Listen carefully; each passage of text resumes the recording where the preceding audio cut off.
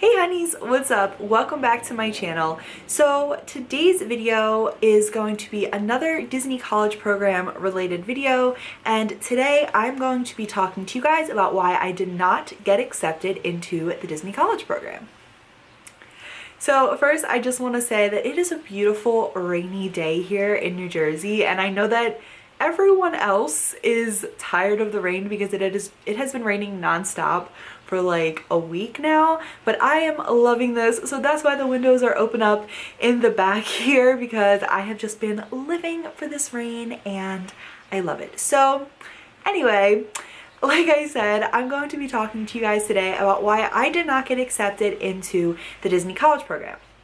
Now, of course, this is not fact. I did not have a Disney College Program recruiter call me and tell me that these were the exact reasons on why I did not get accepted into the program, but just from speculation, my own experience, talking to other people who did and did not get accepted, and just kind of everything that I have learned over these past like 2.5 years that I've been applying into the program, this is what I came up with on the reasons why I did not get accepted into the program. So I will kind of take you through my experience, and I know I've talked about my own personal application experiences in a few other different DCP related videos that I've posted on my channel, so I will have those posted in the description box down below for you guys, so please be sure to check those out as well. I have a few different DCP related videos. Some are helpful, some are just kind of talking about my own personal experiences, but I'd love if you guys checked them out. You might get something from them. I hope that you would, because that's mostly the reason why I posted them. But I do want to kind of walk you through my experience one more time today, because it's going to be helpful in talking to you guys about why I feel that I did not get accepted. So my very first time applying was in January of 2017, and I was applying for the fall program of 2017.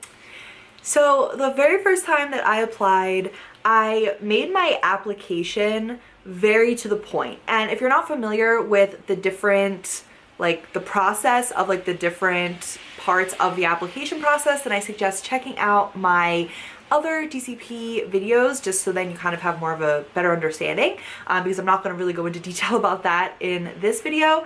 So when I was doing my application the very first time, I made it very to the point. So when it asked for your job experiences, I just literally put down my job experiences. Yeah, I still tried to use some Disney keywords and all of that, but I was not wordy at all. I was very to the point and just kind of bullet pointed all of my experiences, or the requirements, responsibilities, skills, all the stuff that it asks you for in your past jobs.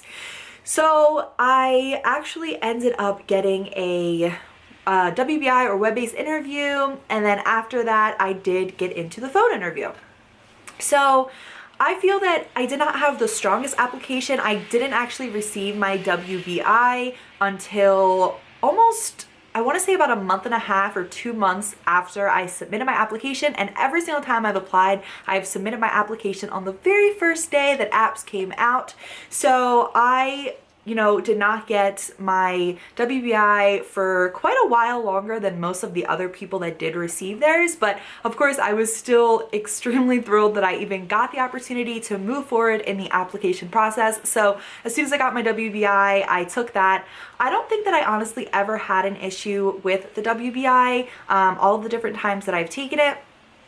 I feel pretty strong going into my web-based interview. I mean, it really is kind of just like a personality test. It's asking about you, and I don't love the idea that a computer is kind of telling you whether or not you get to move forward, but most of the questions are pretty self-explanatory. As long as you don't think too much into it, the WBI is really not that hard. So I passed that with ease, so I thought, and then moved on to the phone interview. So when the phone interview came around, I was extremely excited, but I was also extremely nervous. And I'm sure there are two emotions that most people feel when they are getting ready to take their phone interview to participate in the DCP.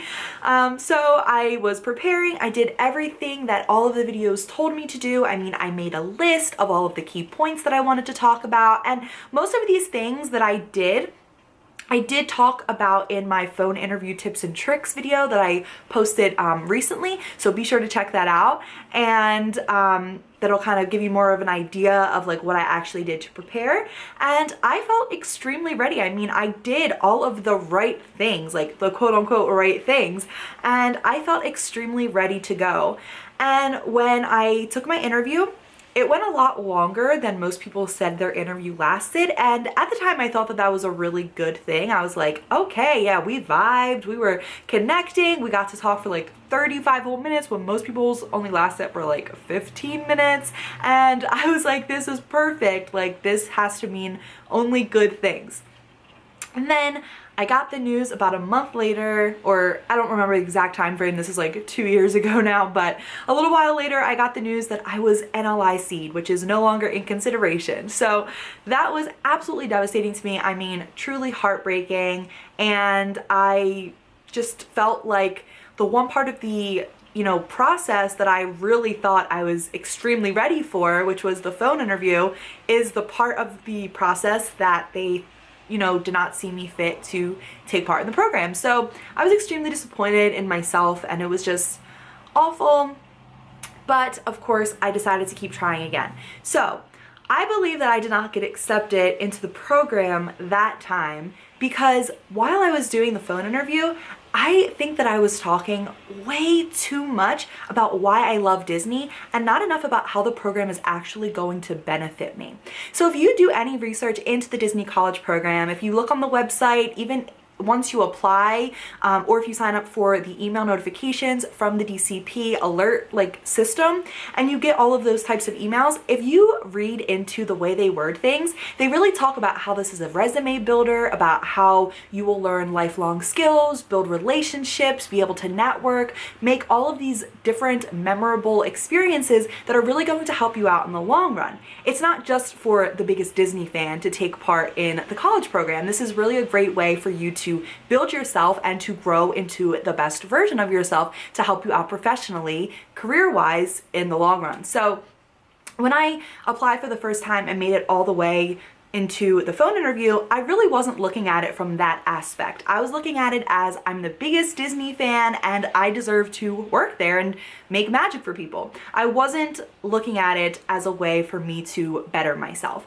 And of course, they want people who love Disney, they want people who are passionate about making magic for people and all of the guests and all of that. Of course, that is a key component of being, part of working for the Disney company, for sure. Like, definitely keep that in mind, and don't think that by me saying this that you shouldn't be passionate about Disney or about making magic. Of course you should be. But not once in my phone interview did I mention how it would help me professionally or how it would better me for going forward in my future careers. So I really feel like that was my biggest downfall coming out of my first phone interview. And when I got off the phone, I didn't think that I had done anything wrong. I mean, I thought I had the best phone interview in the history of the DCP, but of course when I got my NLIC email, that wasn't quite the case, and now looking back on it, I know that that was a big downfall for me. So fast forward to the next semester, I applied again. This time though, I filled out my application way differently than the first time. I completely reworded all of my past job experiences, the responsibilities, the skills, and going into all of the different details of the job way too much. I made my application so wordy to the point where the paragraphs were like huge. I mean, like, it was insane. And I thought, okay, you know what? This time I'm going to make myself more career oriented. So I'm going to show that my past job experiences made me do all of these different things. I am very skilled. I'm fit for the job. I'm made to work in Disney. Look at me. Look at all my past jobs. And at that point, that was my downfall.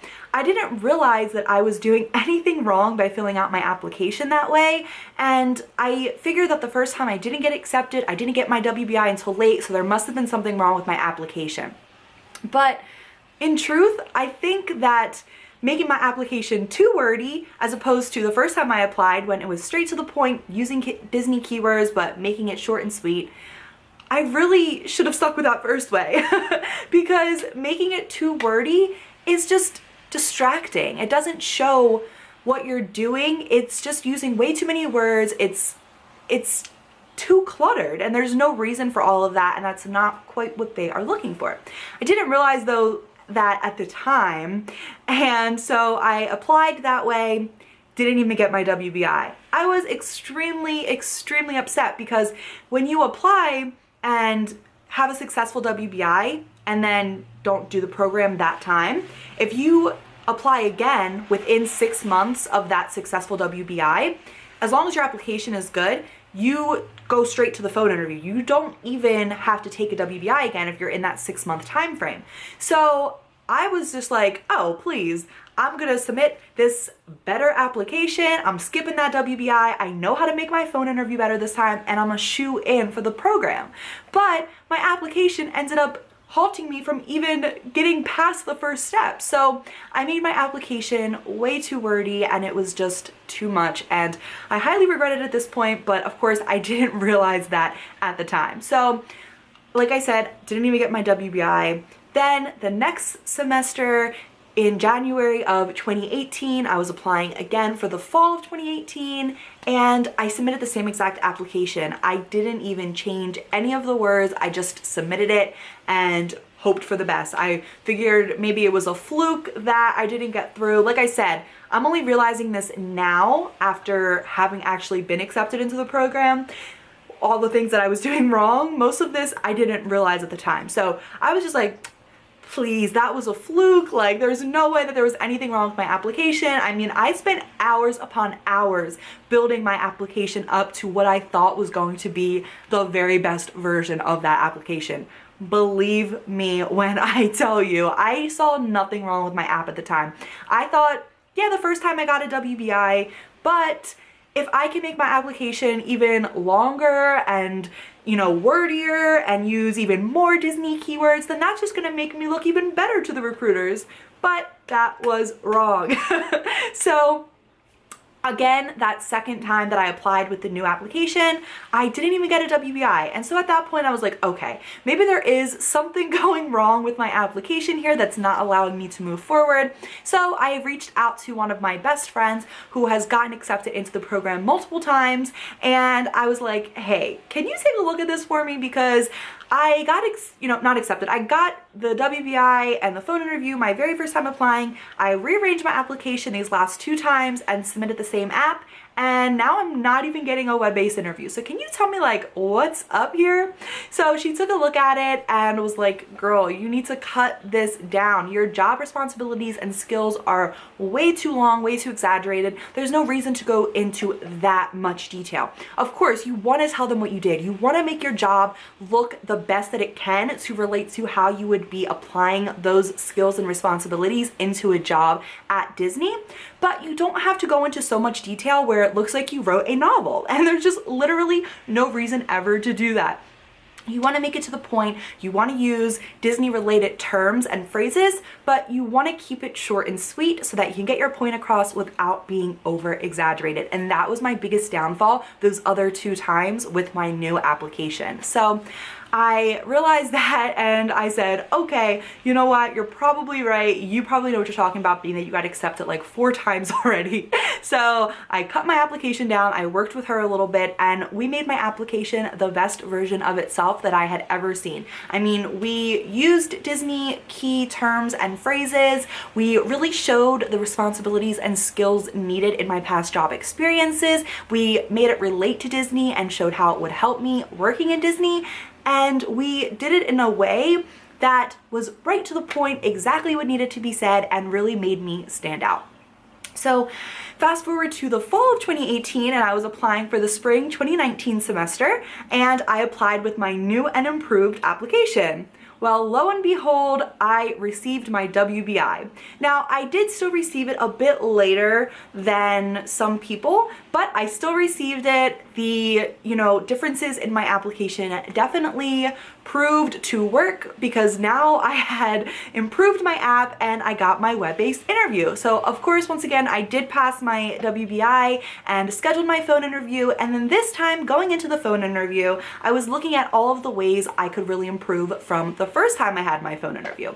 So I began to think about how I could change the way I answered questions from the first time around, talk about different ways to really make myself stand out. I mean, I think going into the phone interview, a lot of people get super nervous because now you're really putting your whole self on the line. This is your last chance. You have to pass this last part of the application process in order to be accepted. This is really the final part. So, I mean, I think that brings on a lot of nerves for people. But for me, I was looking at it as the opportunity to finally get to talk to a real live human being and tell them exactly why I would be the best fit to get accepted into the college program. So I remembered and recalled vividly my first phone interview and how I just did not talk enough professionally, and how I was talking way too much about my love for Disney and all of the great Disney experiences that I've had as a guest and just my love for Disney. I mean, I vividly remember saying things like, I mean, I just love Disney. I know that I would be a great fit for the college program because, I mean, my love for Disney has been ever since I was a little girl. And like, yeah, that very well may be true. And I'm not saying not to mention things like that, but think about it. Most people love Disney. And like, I'm not saying that your love isn't unique because I'm sure it is. I'm sure everyone has their own story. I mean, I could sit here and tell you about all of the crazy unique stories that I've had while visiting the parks ever since I was a little girl, going to Disney World for the very first time. But you have to be realistic and think about all of the hundreds of thousands of people that visit, Walt Disney World, and just understand that by you telling the recruiter, oh, like, why should I do the program? Because I love Disney World, duh. That's not the most unique answer. That's not really going to make you stand out. So I thought about all of that and I decided to definitely talk about how much I love Walt Disney World, talk to the recruiter about how I know that I could really go out there and make magic for guests because of all of the magic that was made for me as a young child attending, and how my love for Disney would be at the forefront of making sure that I was doing great guest service and really, exceeding in my job, whatever job I may be placed in.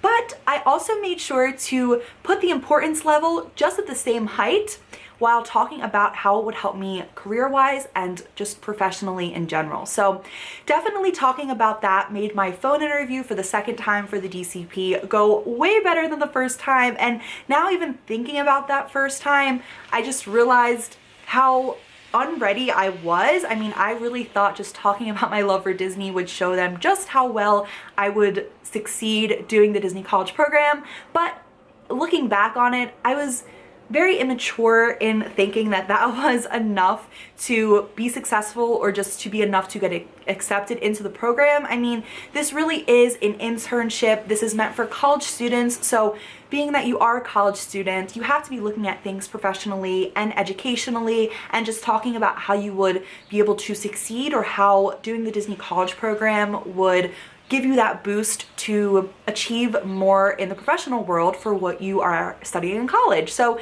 this really does link education as well as the professional world into doing this internship as well as your love for Disney. So yeah, it is a Disney College program, internship. It is an internship and it is a Walt Disney World internship. So of course, mention your love for Disney, but look at it as if you are applying for any other internship or any other position in a job field. This is a job, it is an internship, so you have to look at it as being professional and how it is going to help you educationally and just in your future career. So you have to look at it from all of those different aspects, and of course that time around I did, and that was the time that I did get accepted into the Disney College program. Spring Advantage 2019. If you are familiar with any of my other videos, you know unfortunately I did turn down my acceptance. I still do look forward to doing the college program again in the future.